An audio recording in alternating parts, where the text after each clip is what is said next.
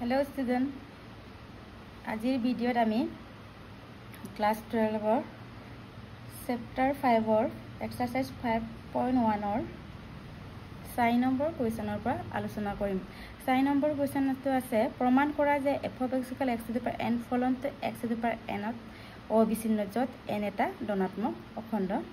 সংখ্যা। ইয়াত ফলনটো কি দিয়া আছে f of x equal to x to the power n। যদি আমাৰ condition আহালে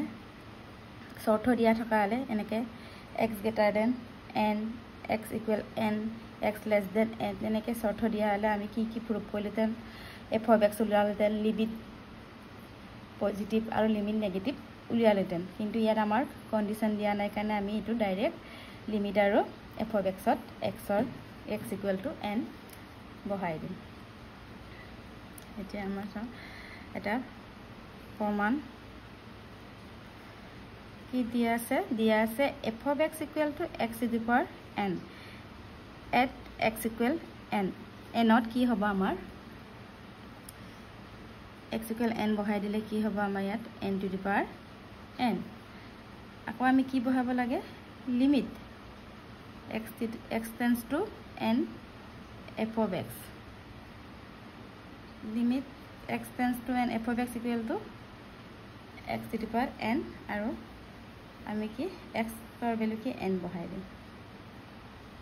n to the power n। f of x আৰু লিমিট বহাটো আমি কি পালো একে পালো, একে হোৱাৰ লগে লগে আমাৰ কি হ'ব ফাংচনটো কন্টিনিউয়াস হ'ব অবিচ্ছিন্ন হ'ব। so it is a continuous at x equal to n, x equal to n to f of x অবিচ্ছিন্ন এনেকে আমি উলিয়াব লাগে। নেক্সট 5 নম্বৰ কোৱেশ্যনটো হৈছে f ফলনটো সংজ্ঞা এনেদৰে দিয়া আছে f of x equal to দুটা ফলন দিয়া আছে x আৰু 5 if x less than equal to 1 if x greater than equal to 1। ফাংচনটো কি কৈছে ফলনটো x equal 0 x equal 1 আৰু x equal 2 অবিচ্ছিন্ন হয়নে কন্টিনিউয়াস হয়নে আমাৰ প্ৰুফ কৰিব কৈছে। ইয়াত কিন্তু কন্ডিশন দিছে কিন্তু কাৰ কাৰণে দিছে অকল 1 আৰু 1 ৰ কাৰণে দিছে, এই কাৰণে আমি অকল x equal 1 বহাতে আমি লেফট হ্যান্ড লিমিট বা রাইট হ্যান্ড লিমিট ব্যৱহাৰ কৰিম, বাকি আমি x equal 0 আৰু x equal 2 কাৰণে শৰ্ত নাই কাৰণে আমি ডাইৰেক্ট বহাম। এনে কেনেদৰে বহাম প্ৰথম কি x equal 0 ত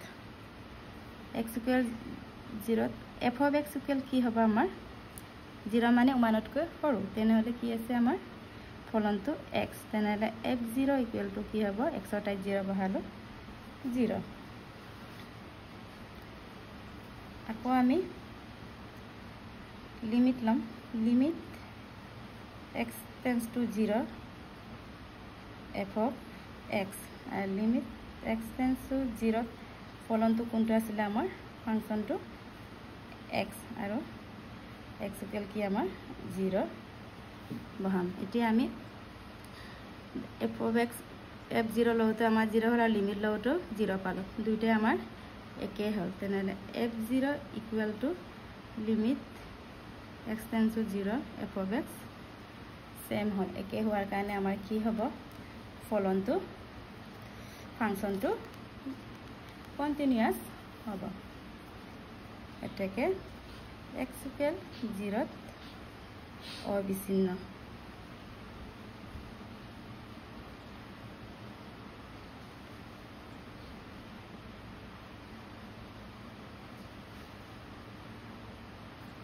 এতিয়া নেক্সট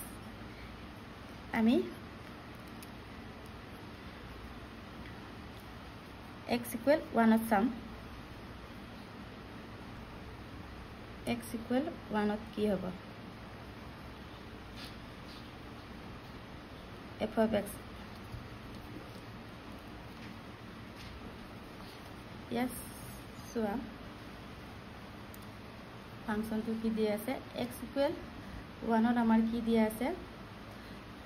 কন্ডিশনটো দিয়া আছে less than equal 1 হলে কি হ'ব x আৰু greater than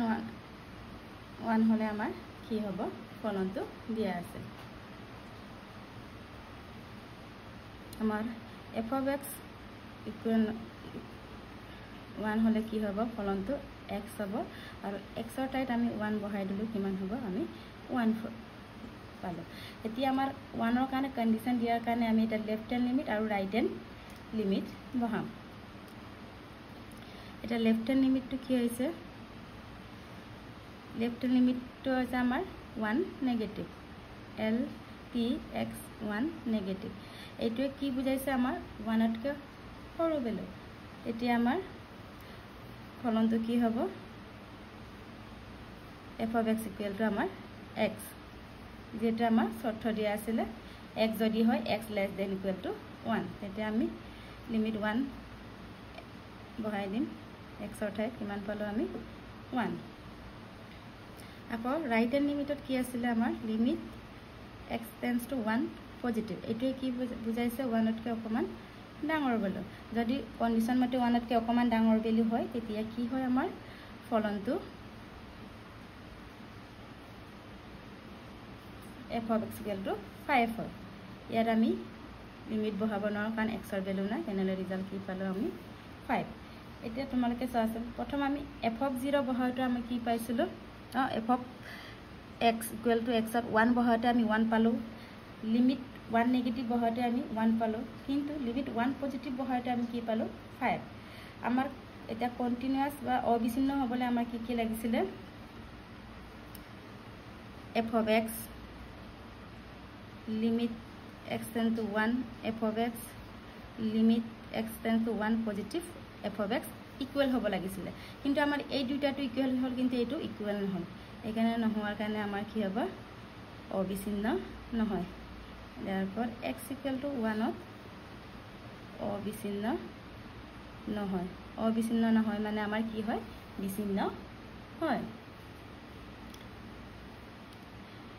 এতিয়া আকৌ আমাক কি দিয়া আছে আকৌ x equal 2 ত আমি দেখাব লাগে x equal 2 ৰ কাৰণে আমাৰ কন্ডিশন দিয়া না এইকাৰণে আমি ডাইৰেক্ট বহাম f of x 2 টো হৈছে 1 তকৈ গ্ৰেটাৰ তেনেহলে আমাৰ কি হ'ব ফলনটো 5 f of x equal to 5 ইয়াত আমি f x ৰ ভ্যালু 2 বহাম ইয়াতো x নথকাৰ কাৰণে আমি বহাব নোৱাৰো এইকাৰণে 5 আকৌ লিমিট বহাতে লিমিট x tends to 2 তেতিয়া আমাৰ ফলনটো কি হ'ব 2 to 1 তকৈ গ্ৰেটাৰ এইকাৰণে ফলনটো ফাংশনটো কি হ'ব আমাৰ 5 ইয়াত আমি x ৰ ভ্যালু আমাৰ নাই বহাবলে এইকাৰণে ৰিজাল্টটো আমি কি পালো 5 ইয়াত চোৱা লিমিট আৰু f of x ভ্যালুটো একে পালো and f of x and limit x tends to 2 f of x কি হল আমাৰ ইকুৱেল হল তেনে ইকুৱেল হলে কি হ'ব আমাৰ x equal 2 ত অবিচ্ছিন্ন হয় ইয়াত মই কি কৰিলো যেতিয়া কন্ডিশন দিয়া থাকে শর্ত দিয়া থাকে তেতিয়া আমি কি কি উলিয়াব লাগে f of x limit x tends to negative আৰু limit x tends to positive value তিনটা ইকুৱেল হ'ব লাগে যদি আমাৰ শৰ্ত দিয়া নাথাকে তেতিয়া আমি ডাইৰেক্ট f of x ৰ ভ্যালু বহাই আৰু ডাইৰেক্ট আমি এটা লিমিট ললে হৈ যায় এটা অকমান হলে ক্লিয়াৰ হৈছে নে এটা বাকিখিনি মই নেক্সট ভিডিঅ'ত কৰি আছো